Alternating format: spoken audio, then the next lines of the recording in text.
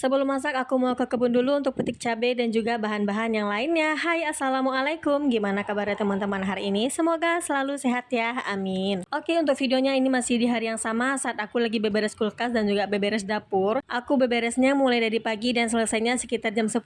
Nah, jadi setelah aku siap beres-beres, rencananya aku mau masak. Nah, tapi sebelum masak, aku mau ke kebun dulu untuk petik cabai dan beberapa bahan-bahan lainnya. Di video sebelumnya aku sudah bilang kalau aku mau masak ikan aja, tapi di sini selain ikan aku juga mau bikin gulai. Nah, jadi gulainya ini tuh membutuhkan cabai rawit. Nah, kalau untuk cabai rawit aku nggak pernah lagi beli di warung ataupun di pasar karena aku punya pohonnya. Jadi kalau misalnya aku mau masak menggunakan cabai rawit, aku tinggal petik aja di kebun. Nah, karena yang mau aku masak ini juga ada gulai, jadi aku butuh daun kunyit dan juga serai. Selain itu aku juga mau petikin daun singkong. Nggak terlalu banyak tapi cukuplah untuk satu kali masak. Ini nanti bakalan aku campur dengan gulainya. Nah, oke, untuk petik-petik di kebunnya udah selesai. Aku dapat daun singkong, cabai rawit, kunyit dan juga serai. Artinya ini aku udah siap untuk masak. Nah, ini aku langsung bawa aja masuk ke dalam. Tapi ini sebelum masak tadinya aku mandi dulu. Makanya di sini baju aku udah ganti ya teman-teman, karena habis beberes kulkas dan beberes dapur itu rasanya gerah banget. Jadi kalau mau langsung masak itu rasanya nggak enak banget ya teman-teman. Jadi aku mandi dulu biar lebih segeran masaknya. Oke, ini aku langsung aja mau masak. Nah, ini tuh aku mau bikin gulai ikan salai. Nantinya bakalan aku campur dengan daun singkong yang tadinya aku petik. Oh ya, ngomong-ngomong soal gulai, ini pastinya aku pakai santan. Nah, ini aku tuh kesel banget. Sepertinya santan yang aku beli ini tuh sudah dicampur dengan air ya teman-teman, karena udah kelihatan banget encernya. Jadinya tuh kesel banget karena kita udah biasa kan beli santan. Jadi sedikit banyaknya kita udah pasti tahu mana santan yang benar-benar murni santan dan mana santan yang sudah dicampur dengan air. Jadinya gula yang seharusnya agak lebih kental jadinya malah lebih cair gitu ya teman-teman. Tapi nggak tahu juga sih ya teman-teman, biasanya yang aku beli sih nggak secair ini. Entah apa mungkin sudah dicampur dengan air atau memang santannya yang kurang bagus, karena memang ada juga kelapa yang santannya itu nggak bagus ya teman-teman. Tergantung mungkin juga jenis kelapanya. Oke, kita lupakan soal santannya. Kayaknya nggak perlu seuzon juga, berhusnuzon aja. Mungkin aja ini kelapanya lagi kurang bagus kan. Oke, lanjut lagi ke masakan aku. Nah, di sini aku tadi sudah pritilin daun singkongnya dan untuk ikan salainya juga sudah aku potong menjadi 2. Nah, ini lanjut mau aku cuci bersih dulu ya teman-teman. Setelah itu aku lanjut ke kuah gulainya. Nah, ini tuh tadi aku kelupaan ngaduk, tahu-tahu sudah hampir pecah santan juga nih ya teman-teman. Udah santannya nggak bagus, malah aku sibuk ngerjain yang lain sampai kelupaan untuk ngaduk kuahnya ini. Tapi nggak apa-apa ya, ini masih bisa diselamatkan. Nah, oke, ini aku mau lihat dulu keluar. Cuaca lagi cerah banget ya teman-teman. Emang dari pagi matahari tuh udah secerah ini. Nah, ini sudah hampir siang malah makin cerah ya teman-teman. Oke, lanjut lagi ke gulai aku tadi. Ini lanjut mau aku masukkan daun singkongnya. Di video-video sebelumnya kalau aku masak daun singkong itu pasti ada yang bertanya, kenapa daun singkongnya nggak direbus dulu baru dimasukin ke dalam gulainya? Apakah gulainya jadi nggak pahit dan apakah daun singkongnya ini empuk gitu? Jawabannya gulainya nggak pahit sama sekali, dan kalau ditanya empuk udah pasti empuk banget. Ini juga aku masaknya nggak terlalu lama. Kalau misalnya aku masak terlalu lama nanti daun singkongnya malah makin lembut gitu. Karena ini daun singkongnya aku petik sendiri di kebun dan udah pasti muda banget ya teman-teman. Kalau daun singkongnya muda itu pastinya nggak bakalan keras, dan setelah masak pun warnanya masih tetap hijau. Tapi beda cerita kalau kita misalnya pakai daun singkong yang sudah agak tua. Nah, itu kalau nggak direbus dulu pastinya bakalan keras dan agak alot gitu ya teman-teman. Oke, ini sambilan aku gorengin ikan aku ke gulainya tadi. Nah, ini gulainya udah mateng. Nah, kelihatan kan warna daun singkongnya masih tetap hijau. Oke, lanjut lagi ke ikannya tadi. Nah, ini udah mateng jadi langsung aja aku angkat. Tadi sebelumnya juga aku masak udang goreng tepung. Nah, kalau itu adalah masakan untuk anak-anak aku ya teman-teman. Oke, ini aku masak dulu cabai ikannya. Tadinya sudah aku kasih garam dan ini tinggal lanjut aku tambahkan penyedap aja. Nah, sambil masak cabainya di sini aku sambil ngerjain juga kerjaan yang lain. Ini sambil ngelap-ngelap juga ya teman-teman, supaya saat sudah selesai masak dapur aku juga udah bersih. Nah, ini untuk gulai aku tadi itu udah mateng, dan singkat cerita aja ini cabainya udah mateng jadi langsung aja aku siramkan ke atas ikan yang tadinya sudah digoreng. Oke deh, semua masakan udah selesai jadi udah siap untuk makan siang. Alhamdulillah bisa makan dan perut kenyang. Sekian dulu video hari ini. Wassalamualaikum, bye.